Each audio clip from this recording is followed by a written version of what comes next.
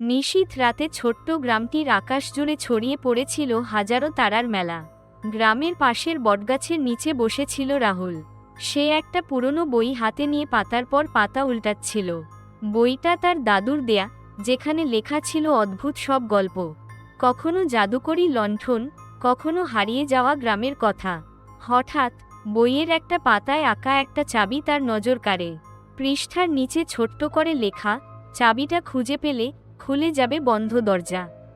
কৌতূহল তাকে টেনে নিয়ে গেল গ্রামের পুরনো খাঁজকাটা মন্দিরের দিকে। সেখানে ছিল একটা বড় লোহার দরজা, যা বহু বছর ধরে বন্ধ। রাহুল চাবিটা গিয়ে দরজায় লাগালো। রাহুল একটু হাসল, মনে মনে ভাবল, এসব শুধুই কল্পকাহিনী। কিন্তু ঠিক সেই মুহূর্তে বটগাছের নিচে মাটিতে একটা চকচকে চাবি দেখতে পেল।